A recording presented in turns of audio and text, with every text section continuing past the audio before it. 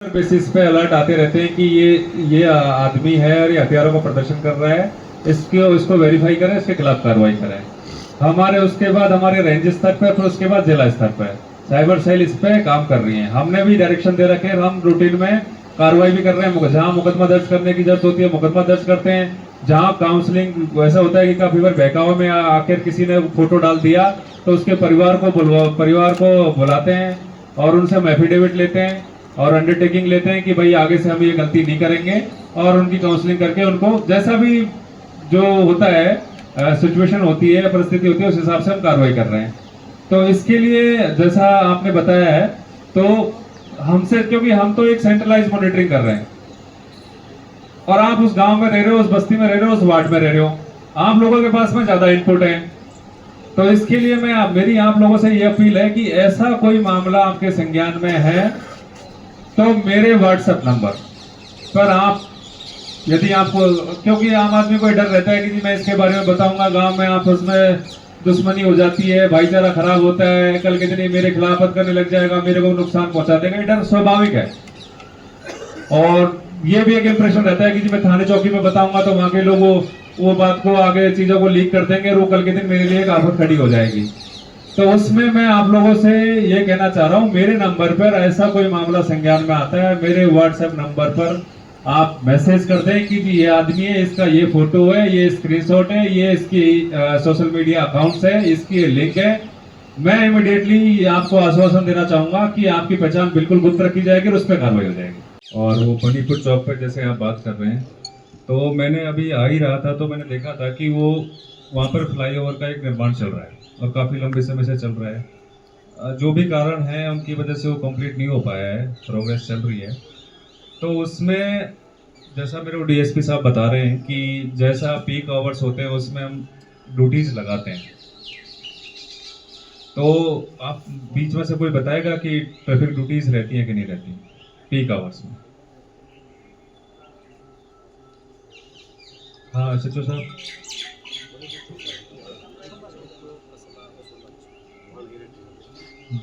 तो एसएचओ कसोला नहीं आए हुए यहाँ पर। तो एक आप ये करना है, ट्रैफिक वालों से 2 आदमी ले लीजिए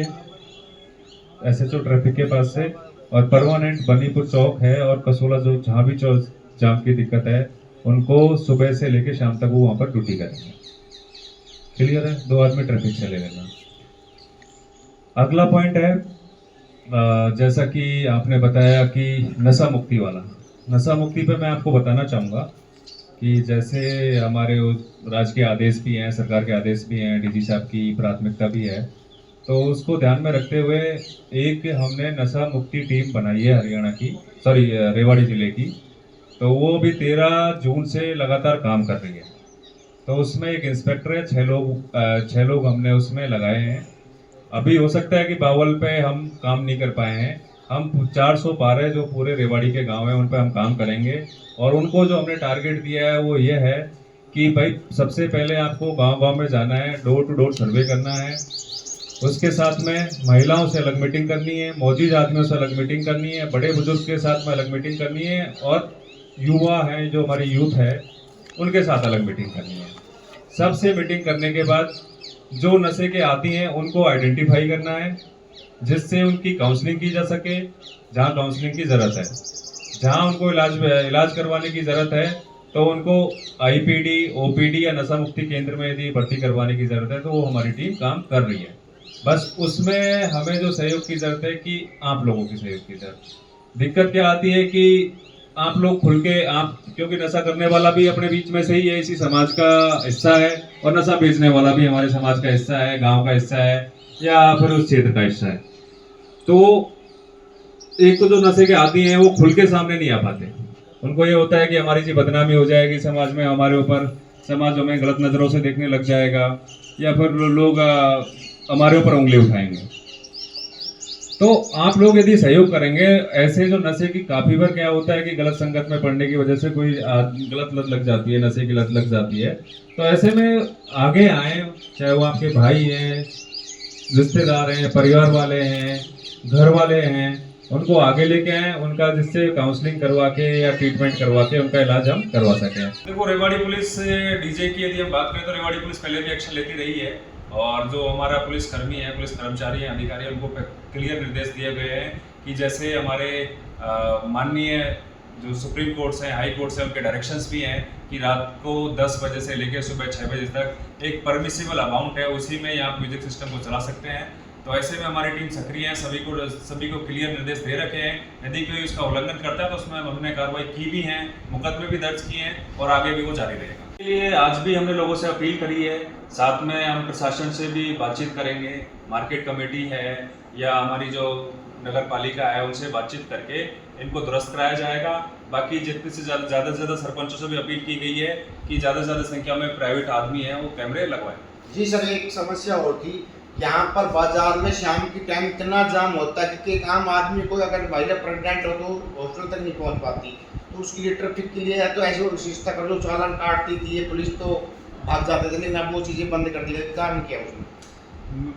देखिए कि हमने जो चालान की जो व्यवस्था थी, जैसा आप बता रहे हैं, तो चालान की व्यवस्था अभी भी चालू है, एक्टिव है,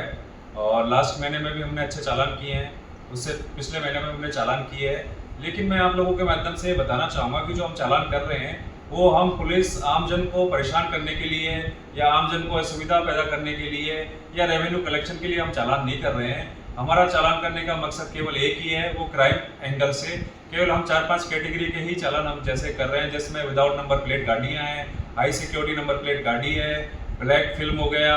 यदि हाईवे पर यदि हम एक्सीडेंट के पॉइंट ऑफ व्यू से देखें तो हम लैंड ड्राइविंग के चालान कर रहे हैं। तो हम ना सीट बेल्ट का चालान कर रहे हैं, ना हम हेलमेट का चालान कर रहे हैं। और हमने साथ ही में मैंने हमारे जो पुलिस कर्मी हैं उनको हिदायत दी है कि जिस गाड़ी में महिला हैं, बच्चे हैं, बुजुर्ग आदमी हैं, उनको नाजायज चेकिंग के नाम पर किसी को तंग ना करें। जी, बाजार में खड़ी करके दारू लेने के लिए जा रहे हैं, बाजार में सब्जियां ले रहे हैं, रोड के बीच में खड़ी करने के बाद में फिर उसको चालान किए। उसके लिए मैंने डीएसपी और एसएचओ को अभी इंस्ट्रक्शन दिए हैं कि ऐसे हॉट स्पॉट हैं, हम उनको आइडेंटिफाई करेंगे और जहाँ भी ये समस्या आप बता रहे हैं उनको एक बार एग्जामिन कर लेंगे और उस हिसाब से हम उसकी कार्रवाई सुनिश्चित करेंगे। जो समस्या नशे की समस्या की यदि हम बात करें तो उसके लिए रेवाड़ी में एक नशा मुक्ति टीम हमने बनाई है, 6 लोगों की टीम बनाई है, जिसमें एक इंस्पेक्टर है, वो उसको इंचार्ज हैं, और वो गांव जाके डोर टू डोर सर्वे करके, जिसमें वो महिलाओं से भी बातचीत करेंगे, युवा साथियों से भी बातचीत करेंगे, बड़े बुजुर्ग मौजूद आदमी हैं उनसे बातचीत करके उसमें नशे के जो पीड़ित हैं, नशे के आदी हैं, उनकी पहचान कर रहे हैं और उनकी पहचान करके उनको काउंसलिंग के माध्यम से या उनका उपचार करवा के नशा मुक्ति केंद्र पर एडमिट करवा के, जैसे मैं आपको बताना चाहूँगा कि पिछले महीने में हमने 7 लोगों को नशा मुक्ति केंद्र में एडमिट भी करवाया है और अभी 50 गाँव हैं, उनमें हमने डोर टू डोर सर्वे करवा के और उन गाँवों को हमने वेरीफाई कर लिया है। तो बीच में मैं आपको बताना चाहूँगा कि वो जो टीम है हमारी लगातार एक्टिव है, तो उसमें अब नशे के आदी हैं उन लोगों को पहचान कर रहे हैं, साथ ही में जो नशे का व्यापार करते हैं, स्मगलिंग करते हैं, उन लोगों की भी हम लिस्ट तैयार करवा रहे हैं, उनकी सूचना भी आमजन के माध्यम से हम ले रहे हैं। दूसरा, हमारे जो सिक्योरिटी एजेंट्स हैं उनके माध्यम से हम ले रहे हैं और लोगों से ये अपील कर रहे हैं कि भाई जिनके पास में जो भी यदि सूचना है, चाहे अवैध हथियारों से संबंधित है, चाहे नशे से संबंधित है, वो हमें दें, आपकी पहचान गुप्त रखी जाएगी। और मैंने आज मीटिंग के माध्यम से लोगों को ये बोला है कि ऐसी कोई सूचना है तो मेरे व्हाट्सएप नंबर पे आप तुरंत प्रभाव से सेंड करें, भेजें, और मैंने उनको आश्वासन भी दिया है कि उन पर कार्रवाई हम सुनिश्चित रूप से करेंगे। प्रशासन है, जनता के बीच में जाए, जनता की समस्याओं को सुने, जनता की समस्याओं को समझे, साथ में उनका त्वरित समाधान करें, निष्पक्ष तरीके से समाधान करें और लोगों को न्याय मिले और जनता और प्रशासन के बीच में जो खाई है, जो संवाद की कमी है, उस संवाद की कमी को पूरा किया जाए, जिससे जनता में एक कॉन्फिडेंस आए, एक आत्मविश्वास आए कि जो प्रशासन है वो हमारा प्रशासन है, हमारे लिए है और हमारे बीच में है और जब भी हमें ज़रूरत होगी प्रशासन हमारे साथ में खड़ा होगा। तो इसी कड़ी में आज मैं बावल क्षेत्र में जनता के बीच में आया, यहाँ के लोगों की समस्याओं को सुना, जन सुनवाई करी। कुछ समस्याएं ऐसी थी जिनका मौके पे समाधान कर सकते हैं, उनका मौके पे समाधान किया गया। कुछ समस्याएं ऐसी थी कि जिनके जांच के निर्देश हमने जो भी संबंधित अधिकारी है उसको दे दिए। साथ ही में लोगों से भी काफ़ी जो मुद्दे हैं, ज्वलंत मुद्दे हैं, साइबर क्राइम हो, चाहे हमारी नशे की समस्या हो, ट्रैफिक की समस्या हो, और या फिर क्राइम प्रिवेंशन या क्राइम प्रिवेंशन डिटेक्शन या कानून व्यवस्था से संबंधित जो भी बातचीत थी, जनता के साथ में हमने खुला संवाद किया, उनकी समस्याओं को जाना समझा, क्षेत्र की समस्याओं को जाना समझा, और उनको जो समस्याओं का समाधान हम कर सकते हैं उनके लिए मैंने आश्वस्त भी किया जन के माध्यम से, मीटिंग्स के माध्यम से, कि ये सीसीटीवी कैमरे हैं, इसके दो फायदे हैं। एक तो ये प्रिवेंशन में मदद करता है कि ये इसका एक डर रहता है कि आप सीसीटीवी कैमरे की निगरानी में हो, जिससे कोई अपराधी कोई घटना करने से या कोई वारदात करने से पहले उसको दिमाग में डर रहता है। दूसरा, यदि कोई वारदात हो जाती है तो उसका खुलासा करने में, उसको डिटेक्ट करने में हमारी मदद करता है। तो ऐसे में मेरी आप लोगों के माध्यम से आम जन से यही अपील है कि ज़्यादा से ज़्यादा संख्या में, क्योंकि पुलिस की एक स्ट्रेंथ है सीसीटीवी कैमरा, तो ज़्यादा से ज़्यादा संख्या में